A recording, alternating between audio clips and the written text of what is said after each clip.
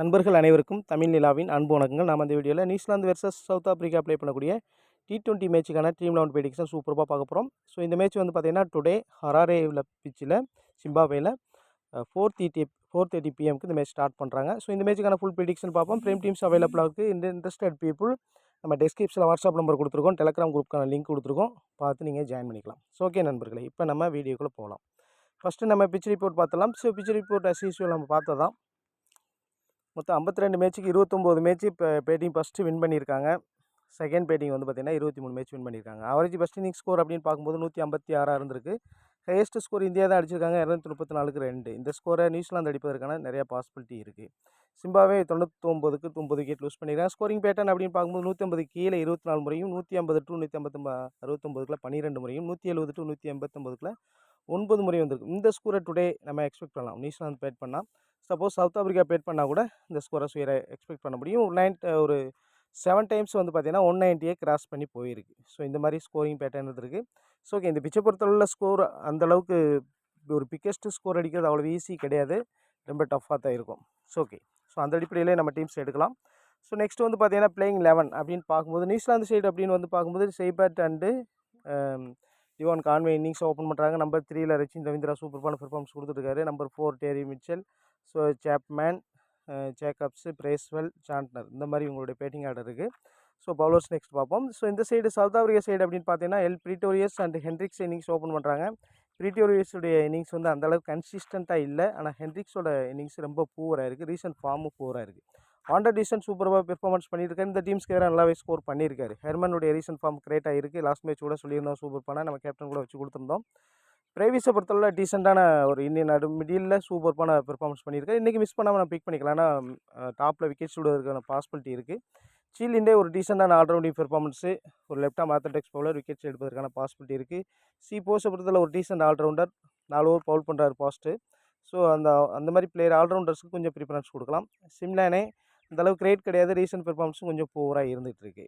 So okay, கொஞ்சம் மீதி உள்ள பவுலர்ஸ் அப்படின்னு பார்க்கும் பொழுது New Zealand side Milne, Henry, Duffy, நான் 3 ஃபேஸர்ஸுமே பக்காவாக இருக்காங்க. இப்போ 1 மோர் ஃபேஸர்ஸ் யாரை எடுத்து வருவாங்க அப்படின்னு பார்க்கணும். அந்த மாதிரி சேஞ்ச் பண்ணுறதுக்கான பாசிபிலிட்டி இருக்குது. அதை யாரை சேஞ்ச் பண்ணுவாங்கன்னு பார்ப்போம். இங்கே வந்து பார்த்தீங்கன்னா Peter, spinner, Burger and Ngidi, so 2 பேர் தான் பாஸ் பவுலர் இருக்காங்க. அந்தளவுக்கு பெஸ்ட் பெர்ஃபார்மன்ஸ் இல்லை. நிக்கிடி ஓரளவு டீசென்ட் பெர்ஃபார்மன்ஸு சவுத் ஆப்பிரிக்கா எதிராக நியூசிலாந்துக்கு எதிராக கொடுத்துருக்காரு. 3 விக்கெட் ஹால்லாம் எடுத்திருக்காரு. அது ஓடிஐ மேட்ச்சில். T20யில் பார்க்கலாம். ஸோ இந்த மாதிரி உங்களுடைய பிளேயிங் 11 இருக்குது. டெத்தில் பவுல் பண்ண போகிறது அப்படின்னு பார்க்கும்பொழுது நியூசிலாந்து சைடு சுயராக வந்து ஹென்ரி, மில்னே 2 பேரும் பவுல் பண்ணுவாங்க. சில நேரங்களில் டஃபி கூட வருவார். Maximum Milne and Henry death over Pavul பண்ணுறதுக்கான பாசிபிலிட்டி இருக்குது. இந்த சைடு வந்து பார்க்கும்பொழுது நிக்கிடி, சப்போஸ் இன்றைக்கி குவைட்ஸே உள்ளே வந்தார் அப்படின்னா சவுத் ஆப்பிரிக்கா சைடு அவர் பவுல் பண்ணுறதுக்கான வாய்ப்பு இருக்குது. அல்லது வந்து பார்த்திங்கன்னா போச் அல்லது பர்கர் டெத் ஓவர் பவுல் பண்ணுறதுக்கான பாசிபிலிட்டி இருக்குது. ஸோ ஓகே, இங்கே வந்து நியூ பிளேயர் வரதுக்கான பாசிபிலிட்டி இருக்குது அப்படின்னா ரூர்கே வரதுக்கான பாசிபிலிட்டி இருக்குது. இதை எந்த மாதிரி சேஞ்ச் பண்ண போகிறாங்கன்னு பார்க்கணும். ராபின்சன் சவுத் ஆப்பிரிக்கா இருக்கிற டீசன்ட் பெர்ஃபார்மன்ஸ், ஒரு 75 ஸ்கோர் அடித்தார். ஸோ அவர் பேட்டிங்கில் தான் வின் பண்ணாங்க லாஸ்ட்டாக ப்ளே பண்ணும்போது சவுத் ஆப்பிரிக்கா எதிராக நியூசிலாந்து. அது மாதிரி இசோதியோட டீசன்ட் பெர்ஃபார்மன்ஸ் இருந்திருக்கு. ஃபோல்க்ஸ் இவங்களாம் இருக்காங்க. யார் அவைலபிளாக, இவங்க 2 பிளேயர்ஸ் அவைலபிளாக இல்லை, நீசம் அண்ட் ஹே. ஸோ மற்ற பிளேயர்ஸில் எந்த சேஞ்ச் பண்ண போகிறாங்கன்னு பார்க்கணும். இங்கே வந்து குவைட்ஸே ப்ளே பண்ணுறதுக்கான நிறைய பாசிபிலிட்டி இருக்குது. இன்றைக்கி டுடே பர்கரை ரீப்ளேஸ் பண்ணலாம். ஸோ அதை பார்த்துங்க, ஆன் டைமில் பார்ப்போம். ஸோ அதே சமயத்தில் நியூசிலாந்து சைடு லீஸ்ட் பிக் அப்படின்னு பார்க்கும் பொழுது செய்பர்ட் ஒரு T20யில் செம்ம ஃபார்மில் இருக்கார். இப்போ ரீசெண்டாக ஒரு சில மேட்ச் ஆடலை.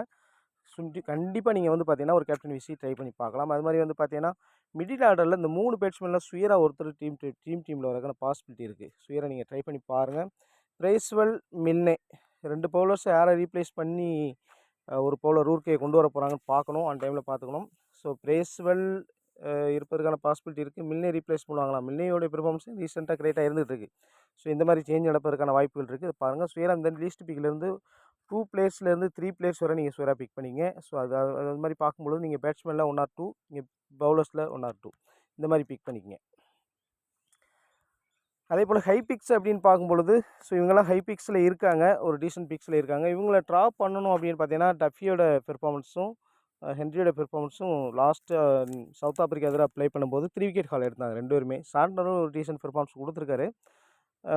ஏன்னா தொடர்ந்து இவருடைய பெர்ஃபார்மன்ஸ் டீமில் சுயராக வந்துறாரு. ஒரு விக்கெட்டாவது எடுத்து. அப்போ எனக்கு நீங்கள் ட்ராப் பண்ணும்போது இங்கே 2 பேர் தான் ஒருத்தர் ட்ராப் பண்ணணும். ரச்சின் ரவீந்திரா அந்த டிவான் கான்வே. ரச்சின் ரவீந்திரா வந்து அதிகமான பேர் கேப்டனாக சூஸ் பண்ணியிருக்காங்க. டிவான் கான்வே வேணால் நீங்கள் ட்ராப் பண்ணி பார்க்கலாம். இங்கேருந்து ஒரே ஒரு பிளேயர்ஸை மட்டும் ட்ராப் பண்ணி பாருங்கள். ஹை பிக் அப்படின்னு பார்க்கும்பொழுது சவுத் ஆஃப்ரிக்கா சைடு வந்து பார்த்தீங்கன்னா ஹெர்மன் நல்ல ஃபார்மில் இருக்கார். 100 டிசன் சூப்பர்பான ஃபார்மு. பிரேவிஸ் மிடில் சூப்பராக பெர்ஃபார்ம் பண்ணிட்டு இருக்காரு. இந்த 2 பிளேஸில் ஒருத்தரை வேணால் ட்ராப் பண்ணி பாருங்கள். லுங்கி நிக்கிலி வேணால் ஒரு சில நேரங்களில் ட்ராப் பண்ணி பார்க்கலாம். சவுத் ஆஃப்ரிக்கா சுயரை ஃபஸ்ட் பவுல் பண்ணால் சுயரை நீங்கள் பிக் பண்ணி பார்த்துங்க. ஸோ இந்த மாதிரி இங்கேருந்து 1 or 2 பிளேயர்ஸை ட்ராப் பண்ணி பாருங்கள். அதே சமயத்தில் இங்கே least picks South Africa side அப்படின்னு பார்க்கும்பொழுது ஸோ இவங்கெல்லாம் லீஸ்ட் பிக்ஸில் இருக்காங்க.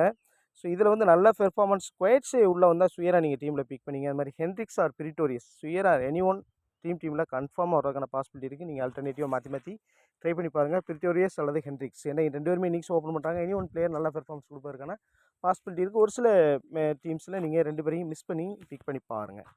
So okay. டெஸ்ட் கேப்டன் விசி அப்படின்னு பார்க்கும்போது எல்லாருமே ரச்சின் ரவீந்திரா பிக் பண்ணியிருக்காங்க கேப்டன் அதிகமாக.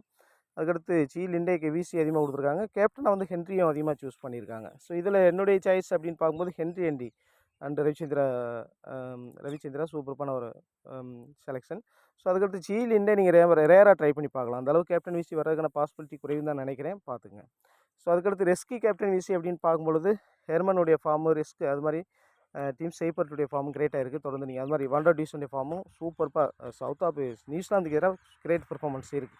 அதனால் சுயராக ட்ரை பண்ணி பாருங்கள். அதே பவுலர்ஸில் இவங்கள மாற்றி நீங்கள் ட்ரை பண்ணலாம். இப்போ சாண்டரை வந்து நம்ம ஏன் ரெக்கமெண்ட் பண்ணுறோம் அப்படின்னு பார்த்தீங்கன்னா தொடர்ந்து ஒரே பிச்சில் ப்ளே பண்ணிகிட்டு இருக்கிறதுனால ஸ்பின்னருக்கு சப்போஸ் சாண்டர் செகண்ட் பவுல் பண்ணும்போது சுயராக நீங்கள் வந்து கேப்டன் விசி ட்ரை பண்ணி பார்க்குறது நல்ல ஒரு சாய்ஸாக இருக்கும். அல்லது அதர் பவுலர்ஸ் ஃபாஸ்ட் பவுலரில் நம்ம ஹென்ரியை தவிர்த்து டஃபியோ அல்லது மின்னையும் மாற்றி வச்சு ட்ரை பண்ணி பார்க்கலாம். இது ஒரு மாடல் டீமாக நான் கொடுத்துருக்கேன். உங்களுக்கு வந்து பார்த்தீங்க அப்படின்னா உங்களுடைய பெர்ஃபார்மன்ஸ் கிரேட்டாக இருக்குது. வாண்டர் டியூசனுடைய பெர்ஃபார்மன்ஸ் அந்த அடிப்படையில் கொடுத்துருக்கேன். Ravichandra Ashwin last match play பண்ணும்போது 4 ஓவர் பவுல் பண்ணார். ஆனால் இந்த மேட்ச் 4 ஓவர் பவுல் பண்ணாரான்னு சொல்ல முடியாது. ஸோ கேப்டன் விசி நீங்கள் இந்த இதில் ஒரு சில சேஞ்ச் பண்ணி பாருங்கள். இப்போ சேக்கப்ஸ் பிளேஸில் நீங்கள் கொஞ்சம் மாற்றி யோசிங்க. மாற்றி வச்சு நீங்கள் ஹென்ட்ரிக்ஸு அல்லது பிரிட்டோரியஸ் அல்லது வந்து பார்த்தீங்கன்னா சாப்மேன் இந்த மாதிரி பிளேயர்ஸை மாற்றி பிரேஸ்வெல் மாதிரி பிளேயர்ஸை மாற்றி வச்சு பாருங்கள். இந்த மாதிரி குவைட்ஸே வந்து கண்டிப்பாக நீங்கள் ட்ரை பண்ணுங்கள். இங்கே எனி ஒன் பவுலரை ட்ராப் பண்ணி நீங்கள் ட்ரை பண்ணலாம். அல்லது வந்து பார்த்தீங்க அப்படின்னா இந்த ஹெர்மன் பிரேவிஸ் இந்த மாதிரி பவுலர்ஸை மிஸ் பண்ணி நீங்கள் குவைட்ஸை ஒன்றா ட்ரை பண்ணி பார்க்கலாம். அந்த மாதிரி ட்ரை பண்ணி பாருங்கள். நல்ல ஒரு சாய்ஸு. கண்டிப்பாக வந்து பார்த்தீங்கன்னா வாண்டர் டியூசனுடைய பெர்ஃபார்மன்ஸ் அண்ட் வந்து பார்த்தீங்கன்னா இந்த டீம்ஸ்க்கு எதிராக அது மாதிரி டிவான் கான்வே வந்து சவுத் ஆஃப்ரிக்கா நல்ல பெர்ஃபார்மன்ஸ் லாஸ்ட்டாக இருந்திருக்கு. ஸோ அந்த ரீசன்ட் பெர்ஃபார்மன்ஸ் லாஸ்ட்டாக டிவான் கான்வே ஒரு டீசன்ட் ஃபார்முக்கு வந்திருக்காரு. ஸோ அந்த அடிப்படையில் நல்ல ஒரு சாய்ஸாக பார்க்கலாம். உங்களுக்கு கூட கேப்டன் விசி இதை மாற்றி யோசிக்கிறதுனா ட்ரை பண்ணி பார்க்கலாம். ஹென்ட்ரிக்ஸோடைய ஃபார்ம் பூராக இருக்குது. அதை பார்த்துங்க. ஸோ ஓகே நண்பர்களே, மீண்டும் இன்னொரு வீடியோ சந்திப்போம். பிரேம் டீம்ஸ் இன்ட்ரெஸ்டட் பீப்புள் குயிக்காக ஜாயின் பண்ணிக்கங்க.